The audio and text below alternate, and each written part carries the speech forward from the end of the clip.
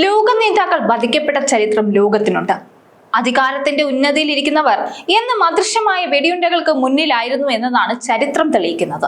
ആശയപരമായ വിയോജിപ്പുകൾ, രാഷ്ട്രീയ പ്രതികാരം അല്ലെങ്കിൽ വിദേശ രാജ്യങ്ങളുടെ അജണ്ടകൾ എന്നിവ പലപ്പോഴും ലോക നേതാക്കളുടെ ജീവൻ എടുക്കുന്നതിനൊക്കെ കാരണമായിട്ടുണ്ട്. ഇത്തരം കൊലപാതകങ്ങൾ വെറുമൊരു വ്യക്തിയുടെ അന്ത്യമല്ല, മറിച്ച് ദശകങ്ങളോളം നീണ്ടു നിൽക്കുന്ന യുദ്ധങ്ങൾക്കോ അല്ലെങ്കിൽ വിപ്ലവങ്ങൾക്കോ തുടക്കം കുറിക്കുന്ന സ്ഫോടനാത്മകമായ സാഹചര്യങ്ങളാണ് സൃഷ്ടിക്കുന്നത്. സുരക്ഷാ സംവിധാനങ്ങളുടെ ഏറ്റവും കടുപ്പമേറിയ വലയത്തിനുള്ളിലും മരണം കടന്നു ചെല്ലുമെന്ന് തെളിയിച്ച നിരവധി കറുത്ത അധ്യായങ്ങൾ ലോക ചരിത്രത്തിലുണ്ട്. ലോകശക്തിയായ അമേരിക്കയുടെ അമരക്കാരെ ലക്ഷ്യം വെച്ച് ഇറാൻ നടത്തിയ അതീവ രഹസ്യമായ നീക്കങ്ങളുടെ ഞെട്ടിക്കുന്ന വിവരങ്ങളാണ് ഇപ്പോൾ പുറത്തു വരുന്നത്. പാകിസ്ഥാൻ പൗരനായ ആസിഫ് മെർച്ചന്റിനെ ചാരനായി റിക്രൂട്ട് ചെയ്തുകൊണ്ട് ഡൊണാൾഡ് ട്രംപ്, ജോ ബൈഡൻ തുടങ്ങിയ ഉന്നത നേതാക്കളെ വധിക്കാൻ ആസൂത്രണം ചെയ്തത് ആഗോള രാഷ്ട്രീയത്തിൽ വലിയ പ്രത്യാഘാതങ്ങൾ ഉണ്ടാകുന്ന ഒന്നാണ്.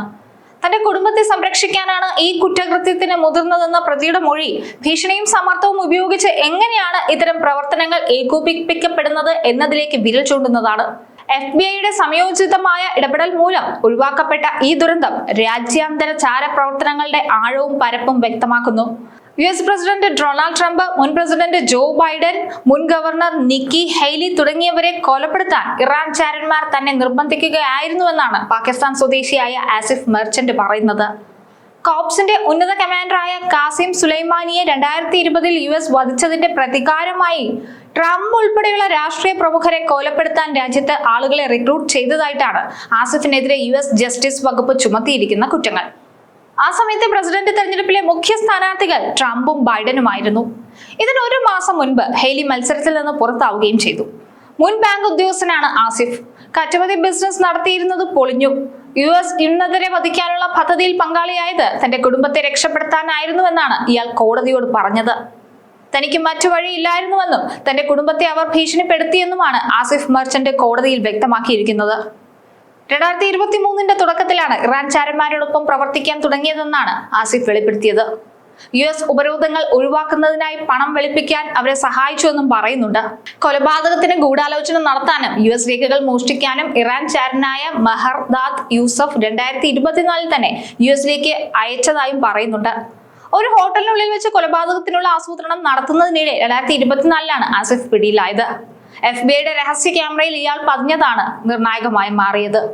എന്നാൽ താൻ അറസ്റ്റ് ചെയ്യപ്പെടുമെന്ന് അറിയാമായിരുന്നുവെന്നും ഇതിനായി മാനസികമായി തയ്യാറെടുക്കുകയായിരുന്നുവെന്നും ആസിഫ് സൂചിപ്പിച്ചിരുന്നു. ഗൂഢാലോചനയെക്കുറിച്ച് US അധികാരികളോട് പറയാൻ ആഗ്രഹിച്ചിരുന്നുവെന്നും പറയുന്നുണ്ട്.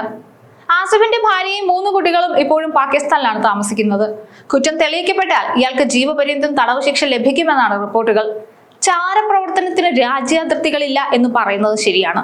ഭൂപടത്തിലെ അതിർവരമ്പുകൾ സൈന്യങ്ങൾക്ക് തടയാനാകുമെങ്കിലും അദൃശ്യമായ ചാരപ്രവർത്തനങ്ങൾക്ക് അവ ഒരിക്കലും ഒരു തടസ്സമല്ല.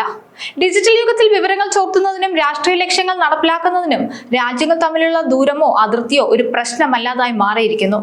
ആസിഫ് മെർച്ചന്റിനെ പോലെയുള്ള വ്യക്തികൾ മറ്റൊരു രാജ്യത്തിരുന്ന് മൂന്നാമതൊരു രാജ്യത്തിന്റെ സുരക്ഷയെ ഭീഷണിയിലാക്കുന്നത് ഇതിന്റെ വ്യക്തമായ തെളിവാണ്. സാങ്കേതിക വിദ്യയുടെ വളർച്ചയോടെ ചാരപ്രവർത്തനം വെറും നിരീക്ഷണത്തിൽ ഒതുങ്ങാതെ കൊലപാതക ആസൂത്രണങ്ങളിലേക്കും സൈബർ ആക്രമണങ്ങളിലേക്കും വ്യാപിച്ചിരിക്കുന്നു.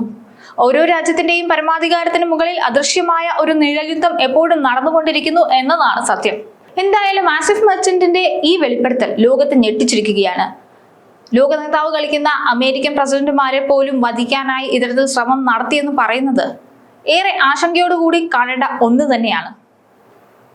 എന്തായാലും ഒരു കാര്യം പറയാതെ വയ്യ, ലോക നേതാക്കളെല്ലാം എല്ലാ കാലത്തും മരണഭീതിയിൽ തന്നെയാണ്.